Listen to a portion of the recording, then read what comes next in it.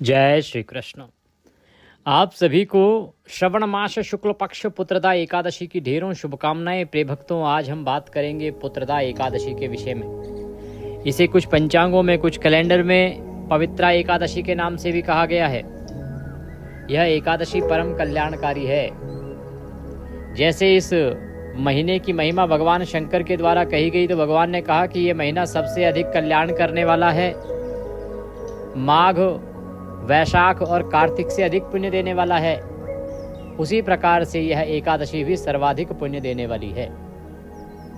इसके विषय में भी भगवान शंकर ने स्वयं कहा है। अगर आप हमारे चैनल पर श्रवण मास महात्म्य सुन रहे हैं तो आपको अवश्य ज्ञात होगा, क्योंकि हम जो महात्म्य सुना रहे हैं वो महात्म्य है जो स्वयं भगवान शंकर के द्वारा कहा गया है, जिसका स्कंद पुराण में वर्णन आता है। तो आइए जानते हैं कि इस एकादशी का व्रत कैसे करना है, इसकी विधि क्या है, नियम क्या है, कैसे पूजन करना चाहिए, क्योंकि प्रत्येक एकादशी की विधि में कुछ न कुछ भिन्नता अवश्य होती है। कब ये व्रत करना है, शुभ मुहूर्त क्या रहेगा, साथ ही श्रवण मास की यह जो एकादशी है ये किस प्रकार से पुण्य देने वाली है, और संतान प्राप्ति के लिए जो भक्तगण इस व्रत को करना चाहते हैं उन्हें क्या और विशेष करना चाहिए। संतान प्राप्ति उपाय भी आपको हम इस वीडियो के माध्यम से बताएंगे। आइए जानकारी आरंभ करते हैं। आपसे निवेदन है कि वीडियो थोड़ा सा भी उपयोगी लगे तो एक बार लाइक अवश्य कीजिएगा। अपने व्रत की सफलता के लिए कमेंट बॉक्स में अवश्य लिखिएगा जय श्री हरि या ओम नमो भगवते वासुदेवाय। भगवान वासुदेव आप पर कृपा करेंगे। प्रिय भक्तों, यूं तो प्रत्येक एकादशी महत्वपूर्ण होती है, परंतु कुछ एक एकादशी ऐसी होती है जिनका महत्व अधिक होता है। उन्हीं में से एक है पुत्रदा एकादशी, जो श्रावण शुक्ला एकादशी है। इसके 3 प्रमुख कारण हैं। प्रथम तो ये पुत्रदा एकादशी बड़ी एकादशियों में आती है। द्वितीय, ये बड़ी क्यों है, क्योंकि ये श्रवण मास की एकादशी है और श्रवण मास बड़ा माह कहा गया है। 12 महीनों में उत्तम माह है श्रवण मास। भगवान शंकर के द्वारा तो कहा ही गया है, पुराण तो कहते ही हैं इसके विषय में। इसकी महिमा खूब वर्णित है, इसीलिए इस माह में आने वाला प्रत्येक त्योहार परम कल्याणकारी होता है। और फिर इसके साथ एक और विशेषता जुड़ी है, वो ये कि ये एकादशी चतुर्मास की एकादशी है। चातुर्मास में आने वाली सभी एकादशियां श्रेष्ठ और कल्याणकारी हैं। भगवान ने कहा है कि सभी चतुर्मास की एकादशियां करें और अवश्य रूप से करें। इनके व्रत का पुण्य जो है वो मनुष्य का कल्याण करता है। तो चातुर्मास की ये एक एकादशी है, इसीलिए मैंने कहा कि ये एकादशी अत्यंत महत्वपूर्ण है। इसका लाभ आपको लेना चाहिए। भगवान श्री कृष्ण के द्वारा कहा गया है, पद्म पुराण में वर्णन आता है। महाराज युधिष्ठिर को समझाते हुए कहते हैं कि हे युधिष्ठिर, यह एकादशी निर्धन को धन देती है, निसंतान को संतान देती है, रोगी की रोग को दूर कर देती है, और जिसके मन में कलेश हो उसका कलेश हर लेती है। यह सभी मनोरथों को प्रदान करती है। इस व्रत को करने वाला मनुष्य जब तक इस संसार में रहता है सभी सुख संपत्तियों को पान करता है, उनका उपभोग करता है, उसे सभी सुख सुविधाएं प्राप्त होती हैं। और जब वह मनुष्य इस पृथ्वी को छोड़ के चला जाता है तो अंत समय में वह परलोक को प्राप्त करता है, भगवान के धाम को प्राप्त करता है, अर्थात उसकी जन्म मृत्यु के चक्र से मुक्ति हो जाती है। इतनी महिमा है इस एकादशी की। अधिक कहने से क्या लाभ प्रिय भक्तों, कम शब्दों में समझाऊं तो ये एकादशी प्रत्येक मनुष्य को करनी ही करनी चाहिए। इसके विषय में एक वृतांत सुनाते हैं भगवान श्री कृष्ण। वर्णन आता है पद्म पुराण में ही। संक्षेप में सुनाऊंगा इसको, क्योंकि पूरा वृतांत सुनाऊंगा तो वीडियो बहुत बड़ा हो जाएगा। 1 मिनट में समाप्त करता हूं इस वृतांत को। जानना आवश्यक है कि कहां से ये एकादशी आरंभ हुई। महिष्मती के एक राजा थे, निसंतान थे, उनकी कोई संतान नहीं थी। बड़े धर्मात्मा राजा थे। उन्होंने अनेक धर्म कर्म किए, कभी प्रजा पे अत्याचार नहीं किया, पर उनको संतान नहीं हुई। इस कारण से राजा के दुख में प्रजा भी दुखी हुई। सबने अनेकों ऋषियों के आश्रमों में भ्रमण किया। अंत में वो लोमस ऋषि के आश्रम में पहुंचे। लोमस ऋषि बड़े ही त्रिकालदर्शी ऋषि रहे हैं। उनको भूत भविष्य सब कुछ ज्ञात है। उनकी विशेषता ये थी कि एक कल्प में उनका एक रोम गिरता था, इसीलिए उनको लोमस कहा जाता था। अर्थात अनेकों कल्पों की उनकी आयु थी। उनके आश्रम में पहुंचे, सबने निवेदन किया कि प्रभु हमारे राजा तो बड़े अच्छे हैं, कभी उन्होंने अनुचित कर्म नहीं किया, कभी पाप कर्म नहीं किया, किसी को दंड बिना कारण के नहीं दिया, अनुचित नहीं दिया, फिर उनको ये कष्ट क्यों? ऋषि ने ध्यान लगाया, ज्ञात किया कि हाँ, पिछले जन्म में राजा से क्या गलती हुई थी, क्या त्रुटि हुई थी, और कैसे किस पुण्य के फल से, एकादशी के पुण्य के फल से वो राजा हुआ, और किस पाप के कारण उसको ये दुख प्राप्त हो रहा है। तो फिर उससे उपाय जब पूछा गया तो ऋषि लोमस कहने लगे कि श्रवण मास के शुक्ल पक्ष में जो एकादशी आती है, जिसे पुत्रदा एकादशी कहते हैं, इस एकादशी के व्रत में ये शक्ति है कि राजा को संतान प्राप्त हो सकती है, पुत्र प्राप्त हो सकता है। यदि सभी लोग इस एकादशी का व्रत करें, उसका पुण्य राजा को अर्पित करें, तो इससे राजा का यह पाप भी नष्ट हो जाएगा और उसे संतान की प्राप्ति भी हो जाएगी। तब श्रवण मास के आने पर ऋषि लोमश के द्वारा बताई गई विधि के अनुसार सभी ने इस पुत्रदा एकादशी का व्रत किया, जिसके प्रताप से राजा के घर में पुत्र की प्राप्ति हुई, और वो भी साधारण नहीं, बड़ा ही दिव्य पुत्र प्राप्त हुआ। और तभी से ये जो व्रत है ये इस संसार में प्रचलित हुआ। उसके बाद ये व्रत किया जाने लगा। प्रत्येक मनुष्य को ये व्रत करना चाहिए। अब प्रश्न उठता है जी कि व्रत करना कैसे चाहिए? प्रिय भक्तों, ये जो व्रत है ये एक त्रिदिवसीय विधान है, 3 दिन का विधान है। अगर आप महात्मा में सुन रहे हैं तो भगवान शंकर ने भी कहा है कि ये 3 दिन का विधान है, इसमें 3 दिन के नियम होते हैं। प्रथम दिवस जो है वो दशमी के दिन का नियम होता है, व्रत के एक दिन पूर्व का। उस दिन आपको कुछ त्याग करने होते हैं, जिसमें मसूर की दाल का त्याग है। इस दिन आपको लहसुन प्याज आदि भी नहीं खाना चाहिए। हरी पत्तेदार सब्जियों का त्याग कहा गया है। हरी पत्तेदार सब्जियां हमें इस दिन नहीं खानी चाहिए। इस दिन प्रिय भक्तों शहद का भी त्याग कहा गया है, शहद का प्रयोग भी नहीं करना चाहिए। दशमी तिथि को कांसे के पात्र का प्रयोग वर्जित कहा गया है, अर्थात कांसे की किसी वस्तु का उपयोग नहीं करना, ना भोजन बनाने के लिए, ना भोजन करने के लिए, ना भगवान को भोग लगाने के लिए। इस दिन विशेष रूप से ध्यान करके जो भी माताएं बहनें बाल धोना चाहती हैं, शुद्धि के लिए सर धोना चाहती हैं, वो इसी दिन बाल धो लें, क्योंकि एकादशी और द्वादशी दोनों दिन बाल धोना वर्जित होता है। तो आपको बाल इसी दिन धोने चाहिए। और अगर कोई वार दोष आ रहा हो, कोई ऐसा वार आ रहा हो जिस पर बाल धोना मना हो, तो जो जल है जिससे आपने बाल धोने उसमें थोड़ा सा कच्चा दूध डाल लीजिएगा। साबुन शैम्पू का प्रयोग ना कीजिएगा, इससे वार दोष मिट जाएगा और उससे आप बाल धो लीजिएगा। इससे आपका वार दोष भी मिटेगा और शुद्धि भी हो जाएगी। इसके बाद ब्रह्मचर्य धारण कर लेना चाहिए। दशमी तिथि को ही ब्रह्मचर्य का पालन हमें पारण तक करना चाहिए।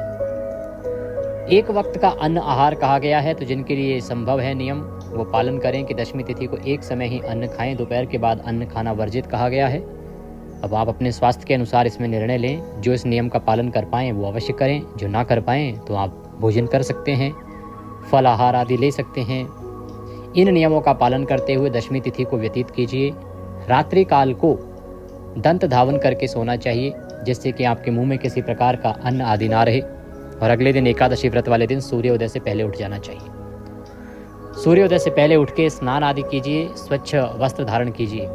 स्नान कर रहे हैं तो जल में थोड़ा सा गंगा जल मिला के स्नान करेंगे तो अति उत्तम रहेगा। इस दिन आपको टूथपेस्ट और मंजन का प्रयोग करने से बचना चाहिए, क्योंकि ये नमक और केमिकल से बने होते हैं। इससे आपका व्रत खंडित होता है। यदि आपके पास व्रत वाला मंजन है तो आप उसका उपयोग कर सकते हैं, या आपके पास किसी पुष्प का पाउडर है तो उससे भी आप मंजन कर सकते हैं, या उंगली से आप अपने दांत साफ कर सकते हैं। ना तो इस दिन दातुन का प्रयोग होना चाहिए और ना ही ये जो साधारण टूथपेस्ट या मंजन आते हैं उनका। स्नान आदि से निवृत्त होकर स्वच्छ वस्त्र धारण कीजिए। अगर रविवार का दिन ना हो तो माता तुलसी की पूजा एकादशी के दिन करना उत्तम है, और रविवार का दिन हो तो फिर आपको नहीं करनी है। भगवान सूर्य को जल अवश्य दीजिएगा। इसके बाद आपकी एकादशी की जो पूजा है उसके लिए आप आसन लगा के बैठ जाइएगा। सामग्री क्या क्या चाहिएगी? सामग्री के रूप में सबसे पहले तो भगवान का चित्र, प्रतिमा या स्वरूप आपके पास होना चाहिए। उनको स्थापित करने के लिए एक चौकी की आवश्यकता होगी। चौकी पर बिछाने के लिए पीले वस्त्र की आवश्यकता होगी। उन्हें अर्पित करने के लिए रौली मौली, पान सुपारी, लौंग इलायची, धूप दीप, इत्र, जनेऊ, गंगाजल, दूध, दही, शक्कर, ये सामग्री आप अवश्य लीजिए। थोड़ी सी दूर्वा लीजिएगा। दूर्वा का इसके लिए बड़ा कल्याणकारी उपयोग कहा गया है। ये प्रयोग हमें अवश्य करना है। दूर्वा दल आप अर्पित करेंगे। जो लौंग इलायची हैं वो 5 लौंग 5 इलायची ले लीजिएगा। 2 सुपारी की आवश्यकता होगी। पान के पत्ते 2 दिन की पूजा में 2 अलग अलग लगेंगे। इस प्रकार से ये सारी सामग्री एकत्र कीजिए। जो पूजा स्थल है आपके यहाँ पे, वो सारी सामग्री एकत्र करके और वहाँ पर आसन लगा के बैठ जाइए, पूर्व दिशा की ओर मुख करके या उत्तर दिशा की ओर मुख करके। एक लोटा लीजिए तांबे का, उसमें पहले थोड़ा गंगा जल भरिए, फिर शुद्ध जल भरिए। उस लोटे में से थोड़ा सा जल किसी दूसरे गिलास, कटोरी या लोटे में डाल लीजिए। जो थोड़ा सा जल आप डालेंगे वो आपकी आचमनी के लिए प्रयोग होगा। और ये जो लोटा है, इससे आप भगवान का पूजन करेंगे। लोटे में जो जल है, इस जल के छींटे फूल के माध्यम से उस सामग्री पर दीजिए, उस स्थान पर दीजिए। इससे वो स्थान शुद्ध होगा, सामग्री पवित्र हो जाएगी। ओम पवित्र पवित्रवांग सर्वांगस्थांगदोपि वाम यह स्मरेत पुंडरीकाक्षम सभयंतरः शुचिः ओम पुनः तुम पुनः तुम पुनः तुम। इस प्रकार से आपने स्थान को शुद्ध किया, सामग्री को पवित्र किया। अब चौकी लगाइए, उस पर पीला वस्त्र बिछाइए। भगवान की प्रतिमा, तस्वीर जो भी आपके पास है उनको विराजमान कीजिए। उनके सामने दीपक रखिए। घी का दिया रख रहे हैं तो सीधे हाथ की ओर, तेल का दिया रख रहे हैं तो उल्टे हाथ की ओर, और दीपक की विपरीत दिशा में धूप रखिए। इस प्रकार से आपने भगवान की स्थापना करनी है। इस दिन आप कलश भी स्थापित कर सकते हैं। पुराण में वर्णन आता है कि आप कलश पंच पल्लव लगा के स्थापित करें और उसके साथ ही भगवान नारायण का पूजन करें। जिनके लिए संभव हो वो इस विधि से करें, अन्यथा आप केवल भगवान का चित्र स्वरूप रख के भी पूजन कर सकते हैं। आपके पास भगवान का शालिग्राम स्वरूप है तो आप उनका पूजन करें। ये इस चतुर्मास एकादशी पर बहुत ही श्रेष्ठ कर कहा गया है। जो आचमनी के लिए आपने अलग से जल लिया होगा, लोटे में से अलग रखने को हमने जो कहा था, उससे 1 चम्मच जल हाथ पे लीजिए, हाथ धो लीजिए। हस्तो प्रक्षालनम। हाथ धोने के बाद 1-1 चम्मच जल आप आचमनी करेंगे। एक मंत्र पर चम्मच से सीधे हाथ पे जल लीजिए और पी जाइएगा। 2 बूंद जल आपने एक बार में पान करना है, क्योंकि शास्त्रीय विधान है कि अगर कोई निर्जला एकादशी व्रत कर रहा है, निर्जल जो जल नहीं पीता है, तो वो भी 6 मासा जल आचमनी के रूप में ग्रहण कर सकता है। हाथ पर जल लीजिए। हस्तो प्रक्षालनम। हाथ धो लीजिए। ओम माधवाय नमः। जल लीजिए, पी जाइए। ओम केशवाय नमः। जल लीजिए, पी जाइए। ओम नारायणाय नमः। जल लीजिए, पी जाइए। ओम ऋषिकेशाय नमो नमः। हस्तो प्रक्षालनम। हाथ धो लीजिए। हाथ धो के अपने आप को तिलक कीजिए, मौली बांधिए। यदि पारिवारिक जन बैठकर पूजन कर रहे हैं उनको भी तिलक कीजिए, मौली बांधिए। अब धूप और दीप को प्रज्वलित करेंगे। धूप दीप जलाइए। शुभम करोति कल्याणम आरोग्यम धन संपदाम शत्रुर्बुद्धि विनाशाय दीप ज्योतिर्नमोस्तुते। धूप दीप जला के अब आप व्रत पूजन का संकल्प करेंगे। संकल्प करने के लिए सीधे हाथ पर जल लीजिए, पुष्प लीजिए, दक्षिणा स्वरूप जो भी कुछ रखना चाहें रखिए और 3 बार बोलिए ओम श्री विष्णु, ओम श्री विष्णु, ओम श्री विष्णु। अपना नाम, अपना गोत्र, जिस स्थान पर बैठकर संकल्प कर रहे हैं वहां का मकान नंबर, क्षेत्र का नाम, शहर का नाम। श्रवण मासे शुक्ल पक्षे एकादश्यायाम पुण्यतिथियो आयु आरोग्यता प्राप्त्यार्थाय सुख संपत्ति प्राप्त्यार्थाय भगवान नारायण प्रसन्नार्थाय पुत्र कामनार्थाय। अगर आप संतान की प्राप्ति के लिए व्रत कर रहे हैं तो ये अवश्य बोलिए संतान कामनार्थाय एकादशी व्रत पूजन च कथा श्रवण अहं करिष्ये। बोले सौ श्री विष्णु शरणौ शरणम प्रपद्ये। और यह संकल्प भगवान के चरणों में अर्पित कर दीजिए। संकल्प करने के बाद अब भगवान का पूजन करेंगे। पूजन करने के लिए भगवान को पद्य, अर्घ्य, आचमनी अर्पित करेंगे। तदुपरांत स्नान कराएंगे, फिर पंचामृत से स्नान कराएंगे। जो लोग शालिग्राम भगवान या प्रतिमा पर पूजन कर रहे हैं उन्हें जल से स्नान कराना है भगवान को, फिर पंचामृत से स्नान कराना है और फिर शुद्ध जल से स्नान कराना है। जो तस्वीर पर पूजन करेंगे वो 1-1 चम्मच जल भगवान को अर्पित करते जाइएगा। तस्वीर के सामने एक कटोरी रख लीजिएगा। बाकी पूरी पूजा विधि मैं आपके लिए अलग से अपलोड करूंगा, जहां मंत्र सहित मैं पूरा पूजन करवाऊंगा। आप उसका लाभ अवश्य लीजिएगा। यहाँ संक्षेप में बता रहा हूँ। स्नान आदि करा के वस्त्र अर्पित कीजिए। यज्ञोपवीतम समर्पयामि। यज्ञोपवीत अर्पित कीजिए। इत्र लगाइए। चंदनम महत्वपूर्णम पवित्रम पापनाशनम। चंदन लगाइए। पुष्प अर्पित कीजिए। धूप दिखाइए, दीप दिखाइए, नैवेद्य भोग प्रसाद अर्पित कीजिए और जलाचमनी कराइए भगवान को। दूर्वांकुरम समर्पयामि। इसमें दूर्वा अंकुर अवश्य समर्पित करना है। दूर्वा का बड़ा पुण्य है इस एकादशी पर। इस चतुर्मास में प्रत्येक एकादशी पर दूर्वा अंकुर आपको अर्पित करना चाहिए। पुराण कहते हैं कि यूं तो पूरे चतुर्मास में दूर्वा भगवान नारायण को अर्पित करें तो आपको धन धान्य की कभी कमी नहीं होती, राजपाट में कभी कमी नहीं आती, सुख संपत्ति में कमी नहीं आती और भगवान का वैकुंठ प्राप्त होता है। इसीलिए ये दुर्वा परम कल्याणकारी है। दुर्वा आपको अवश्य अर्पित करनी ही चाहिए। बाकी मंत्र सहित कैसे दुर्वा अर्पित करनी है वो मैं पूजा विधि के वीडियो में आपको बताऊंगा। दुर्वांकुर समर्पित करना है, तुलसी दल अवश्य अर्पित करना है भगवान को। एक पत्ता तुलसी कल्याण कर देगी। एक पत्ता तुलसी भगवान को अवश्य अर्पित करनी है। शांत चित्त रहते हुए दिन को व्यतीत कीजिए। सायंकाल को कीर्तन की बड़ी महिमा है, कीर्तन करना। रात्रि काल को जागरण की बड़ी महिमा है, जागरण अवश्य कीजिएगा। घर पर कीर्तन का लाभ कैसे लेना है, कीर्तन में सुने जाने वाले स्तोत्र पाठ आपके लिए अपलोड करूंगा, उनका लाभ लीजिए।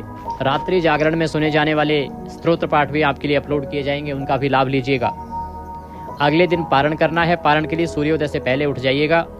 इसकी पूरी जानकारी पारण की वीडियो में मैं आपको विस्तार से दूंगा। विधि भी बताऊंगा कि कैसे पारण करना है, चौकी कैसे हटानी है। तो पूजा विधि के साथ साथ पूरी पारण विधि अवश्य देखिएगा, आपके लिए वीडियो प्राप्त हो जाएगा। यदि आप हमारे साथ व्हाट्सएप पे नहीं जुड़े हैं तो व्हाट्सएप पे अवश्य जुड़ जाइए। आपके स्क्रीन पर एक नंबर आ रहा होगा 900 से, उस पर व्हाट्सएप मैसेज कीजिए, लिखिए कि आप सभी तिथि त्यौहार की जानकारी पाना चाहते हैं, तो हम आपको अपने साथ व्हाट्सएप पर ऐड करेंगे और फिर सब जानकारी सीधे मोबाइल पर आपको आनी आरंभ हो जाएगी। प्रिय भक्तों, वहाँ आपको समय समय पर हम अनेकों रिमाइंडर भी देते हैं कि इस दिन तुलसी पत्र नहीं तोड़ने हैं, इस दिन ये कार्य नहीं होंगे, आप आज कर लीजिए। अनेकों काम के रिमाइंडर आपको प्राप्त होते रहते हैं। यदि आप व्हाट्सएप पे जुड़ना चाहते हैं हमारे साथ तो अभी अवश्य मैसेज कीजिए और जुड़ जाइए, तो आपको प्रतिदिन की सभी जानकारियाँ आनी आरंभ हो जाएंगी। ये सुविधा आपके लिए निःशुल्क है। अब बात करते हैं कि इस एकादशी का व्रत किस दिन करना है। तो प्रिय भक्तों, ये एकादशी तिथि 23 अगस्त को सूर्य के मुख से रहेगी। उदया व्यापनी है, अर्थात सूर्य का उदय एकादशी में ही हो रहा है। इसीलिए 23 अगस्त को आपको व्रत करना है और 24 अगस्त को आप करेंगे पारण। पूजा मुहूर्त के लिए 23 तारीख को सुबह 7:30 से और 10:15 के बीच में उत्तम समय है, और श्रेष्ठतम समय की बात करते हैं तो 8:30 से और 10:15 के बीच में रहेगा। ये दो उत्तम चौघड़ियाँ हैं, इनमें आप पूजन करें, कल्याणकारी रहेगा। इस एकादशी का पारण सुबह सुबह नहीं होगा क्योंकि हरिवासर का समय देर से समाप्त होने वाला है। तो ध्यान दीजिएगा कि पारण किसी भी हाल में 10:45 से पहले, 10:30 पौने 11 से पहले ना करें, और उत्तम रहेगा कि 1 से 3 के बीच में पारण करें। बाकी जानकारी के लिए हमारे चैनल पर जुड़ जाइए, अभी सब्सक्राइब कीजिए जिससे कि सभी जानकारियाँ आपको प्राप्त होती रहें, और व्हाट्सएप पर जुड़कर भी सभी जानकारियाँ प्राप्त कर सकते हैं। दक्षिणा स्वरूप कुछ भी भेजना चाहते हैं तो आपके स्क्रीन पर एक QR कोड आ रहा होगा, उसको स्कैन करके उस पर भेज सकते हैं।